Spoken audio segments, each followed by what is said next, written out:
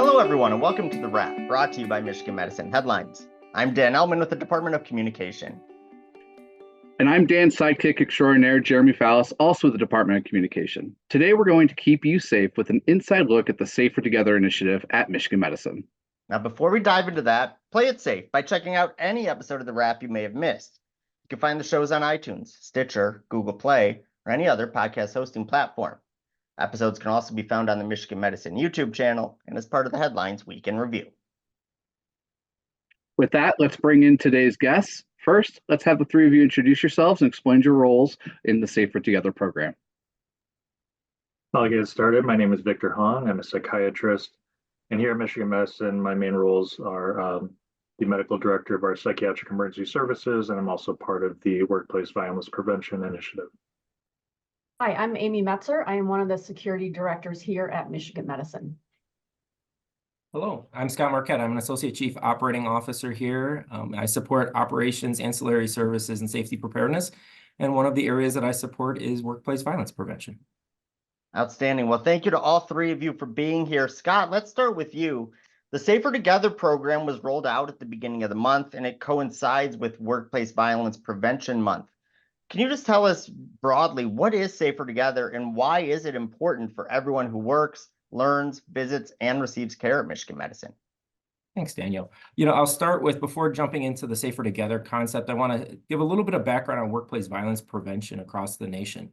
So if you look at the national labor statistics, workplace violence has increased dramatically over the last several years. It has over doubled in its number of events across the nation in all industries. When you look at healthcare specifically, we are 4 to 5 times more likely to have workplace violence occur in our environment. And it makes sense and it's understandable. People place the lives of their loved ones in our hands on a daily basis, and that comes with stress, emotion, and anxiety. And so that makes it a prime situation for these types of events to escalate very quickly. With that being the case, Michigan Medicine leadership has taken a very thoughtful approach in how we are addressing these needs for our employees and for our patients and visitors.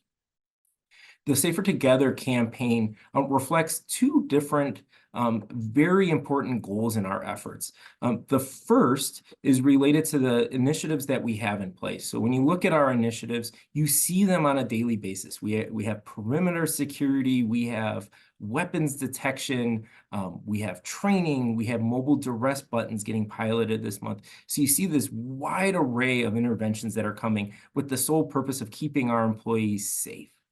And we recognize that each intervention in its individual nature is not enough. And so we need them together and to be integrated together for us to be safer. And so that recognizes that pulling these interventions together makes us safer. And so that's the first goal in the Safer Together campaign.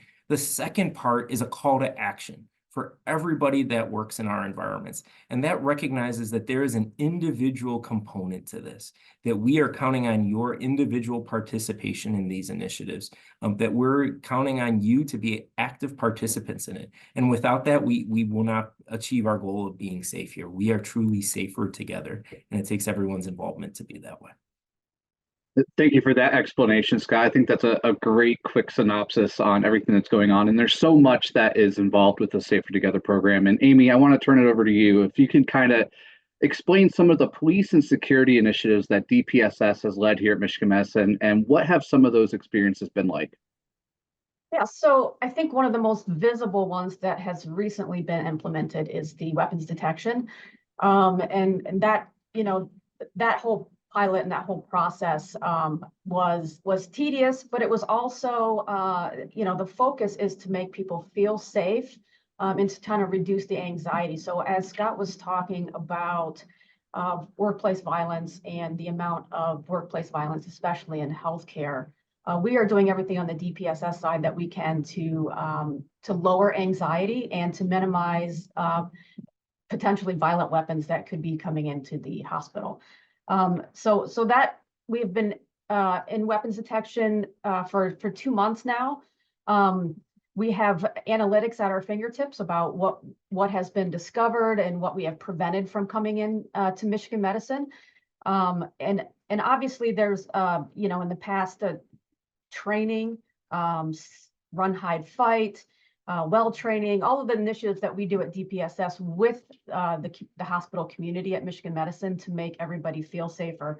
Another thing that we are about to bring on board is another associate director who does threat assessment and protective investigations for not only for people that may be a person of concern or a patient of concern coming into the hospital, but also for our own staff who may be experiencing a domestic violence situation or some other stalking behavior that they need our assistance with. So when that person comes on board, I think we will have a much more robust way to handle our threat assessments and what is occurring at the hospital right now. That's great. All right, Victor, let's bring you in. As the medical director of PES, you probably see, hear, and handle many of the challenges in your area.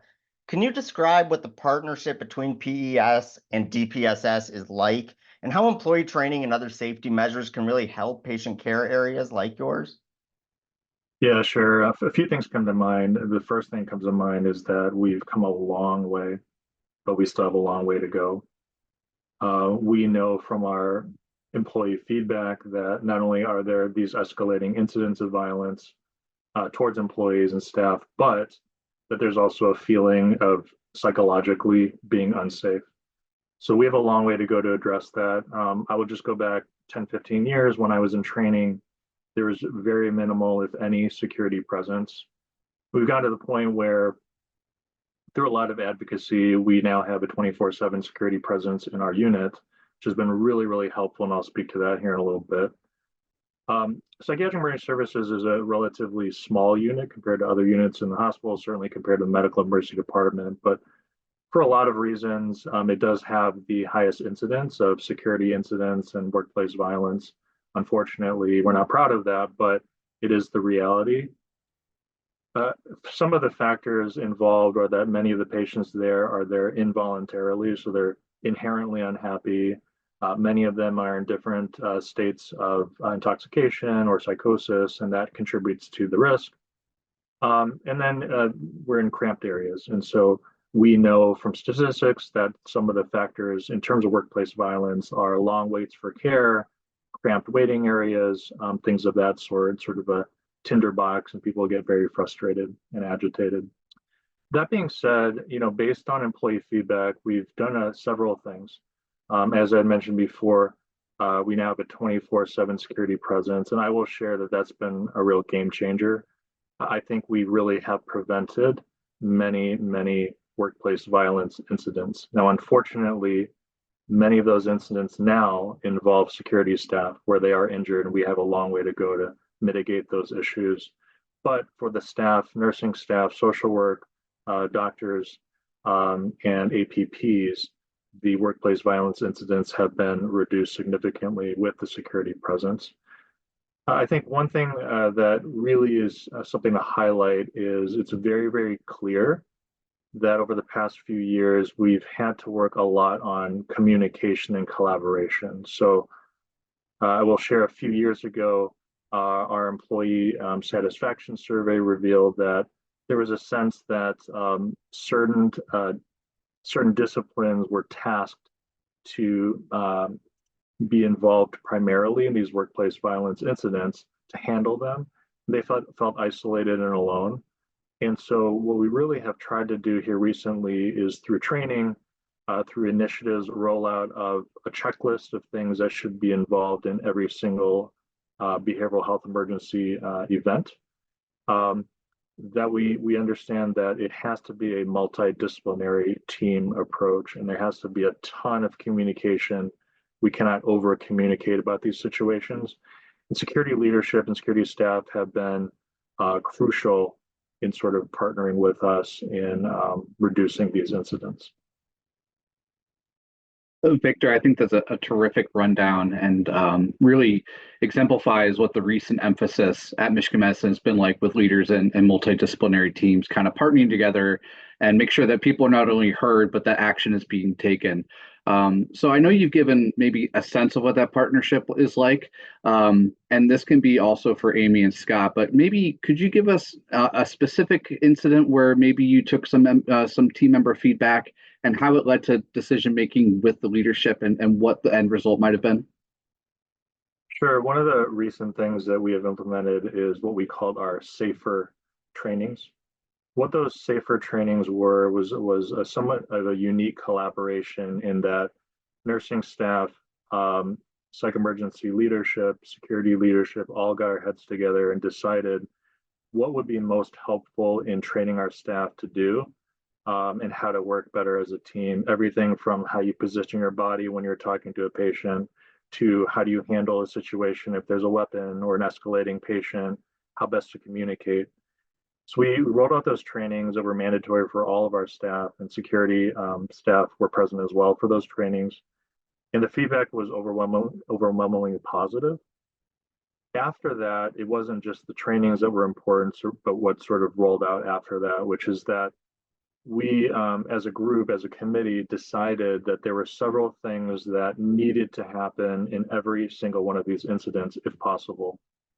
I'll share a few of those. One, if there is an escalating patient, we determined that it's very important to have sort of a pre-incident huddle. Hey, this person's escalating, let's kind of huddle up. Multidisciplinary staff gets together. If the patient should do this, we're going to do that. If they go in this direction, this is what we're going to do. This is how we're going to intervene. It really, really helps to enhance collaboration. The second thing is to make sure that the medical or psychiatric issues are being adequately addressed, whether it's through medications or verbal de-escalation, and that not one person is responsible for those things. Another thing, another aspect of this is that when an incident happens, the person moves from agitation to aggression, let's say, that everyone drops what they're doing and considers it the highest priority thing that's happening in the unit and rushes to the bedside to figure out what's going on and how to intervene. It's not just a show of force, but it's a demonstration of support for the frontline staff. And then, of course, after the incident, having a post-incident debrief so that we can determine what went well, what didn't go well, not only for that particular patient, how to manage them moving forward, but learning from these incidents and trying to enhance our collaboration moving forward. Yeah, I've actually had the experience of sitting in on some of those trainings that your team went through, and it was unbelievable. And it was so helpful because there were simulations and things like that. And, the employees were put directly in those positions. And obviously, Amy, I just wanted to ask you this quick question. Do you sort of debrief in DPSS after the trainings and talk with teams like Victor's team and figure out how can the training get better and how can we change the trainings to enhance that as we move forward? Yeah, absolutely. And I think, when we go through the SAFER training, we can put people through what's called Milo, and it's like a simulated video. It's the room is basically 180 degrees, and we can input scenarios into that system to have staff run through. And so, yes, absolutely. We take feedback about, hey, we experienced this because they are the experts in what they experience in that unit. And so we absolutely take feedback and want feedback on how we can make the scenarios not only more realistic, but more germane to that unit. That's great. All right, I'm going to open this up to all of you. If you were to leave this podcast today, our listeners and our viewers, what would you say is the most important tips that these team members can take away to help create and maintain a workplace environment that's safe for us all at Michigan Medicine? I can probably jump in and a couple of things. I think we always say, see something, say something, and it kind of gets lost on, it just becomes like an old adage. And I don't want that to be lost on exactly what it means. And I think what we have found in my former career in law enforcement is what I've found is that everybody thinks somebody else is going to report, and that doesn't happen. So we would much rather get 20 reports of the same incident than 0, because everybody thinks somebody else is going to take on that responsibility. Additionally, I would say that we are here to support everybody. If you think it's too minor to call us, it's absolutely not the case. We are available. We want to know what's going on. We want to provide as much help as we can. And so some people think, well, I don't want to bother security. Please do not have that mindset. Always have the mindset that that's what we are here for. And we would love to hear from you. Even if you think the incident is something that's that we might be too busy for, it's just never the case, and we will make time. Yeah, I'll piggyback off on what Amy said. Definitely agree with the see something, say something. But I take it a little step further in that there are, I think, two different ways to see something. One is more of a passive way if something is sort of brought to your attention. The other way is to be a little bit more proactive. So I think that's where situational awareness comes in, where, it's not that you're paranoid about your situation, but you have your head on a swivel. You're sort of looking for anomalies, looking for anything that looks off or feels off, and reacting to that. And I think that's really important for our staff to kind of be aware of their situation, who's there, how are they behaving, and then reacting appropriately. And the thing I would add is, so building both off of what Amy and Dr. Hong have said, as well as our Safer Together campaign at Baseline, I would really encourage just active participation from frontline staff in our initiative. So wearing our badges is extremely important. I call it our badge of honor. That helps us with access control. It also helps us with visible management to make sure people are where they're supposed to be in our environment. We're going to be rolling out a lot of initiatives that impact you on the front line. So when you get invited to training, be actively involved with it. Don't just attend, be actively involved with it and take those tools back and use them. As we roll out initiatives like mobile duress and AES and in PICU this month, we need active participation in that pilot. Is it working operationally? Is it something that you would use? Our leaders have committed to that initiative, and if we roll it out in full magnitude, that's a multi-million-dollar, multi-year investment. And they're doing that because they've heard from frontline staff that that's an important initiative. If that initiative doesn't work for you or needs to be changed so that it's effective, we need to hear that in the pilot. And so as you've been asked to be engaged in these initiatives, we need your full participation and your full feedback so that we can make them as successful as possible. Thank you for all of those responses. I think those are excellent takeaways, and we really appreciate all three of you taking your time and your knowledge and sharing your expertise in helping roll out this program and making our environment a safer place to be. And if you want to learn more about this initiatives and what it means for you, visit the main story that we had up the other day at mmheadlines.org. That's mmheadlines.org. All right, it's time for the lightning round when we ask our guests 4 quick fire questions that they haven't seen before. Now, Scott, you lost a game of Go Fish before the episode began, so you're going to be in the hot seat. Are you ready to go? Ready as I'll ever be. All right, Scott, looking at your career, you were originally here at Michigan Medicine before leaving, and then you returned. What drew you back here? Oh, that's a great question. I would say this, there's no perfect employer. What I think that Michigan Medicine offers that no other employer does that I've seen is this ample opportunity for professional growth. And so I started here as a phlebotomist, and now I'm an ACLO, and I wouldn't have done that without all of the mentorship and investment from this organization. And so if the opportunity is here, if you want to capitalize on it. And so this feels like home for me, and I know that it will be for a long time to come. Love that. All right, April is National Volunteer Month. What is the best or most fulfilling volunteer experience you've ever had? Oh, that's a good one too. I worked at the Capuchin Soup Kitchen in Detroit. So that was both rewarding for me, and it helped me recognize the resources that I have. And I also realized that the Capuchin Soup Kitchen has a bakery that they help individuals transition into work. And so they have a bakery in Detroit. And so I stopped by there on my way home from that volunteer opportunity. And it was probably one of the best bakeries that I've ever been to. So that's wonderful. It's also National Brunch Month, so great segue here. Are you a breakfast, brunch, lunch, or dinner kind of guy? Brunch all day. So if I could find a good brunch spot, if anyone sees me and they can recommend a good brunch spot, I certainly go for that. There's the philosophy of, do you want savory or sweet for brunch? I can never decide, so I just order both and eat as much as I can. Yeah, so it's April season, or it's April, and so baseball season is underway. Are you a baseball fan? Who is your favorite team, or what do you like about the spring season? Oh, I'm a huge baseball fan. So I love the Detroit Tigers. I grew up in Detroit. Detroit's my home team.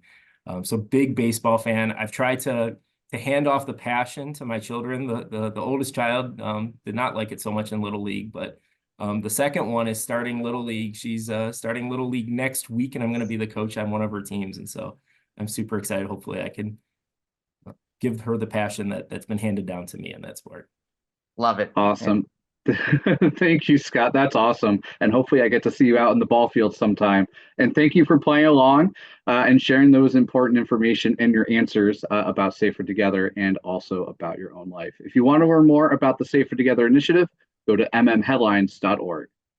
All right, now while you're at Headlines, you can check out this week's featured stories, which includes a closer look at Edel Fitter and new named professorships at Michigan Medicine. Find all that and more at mmheadlines.org.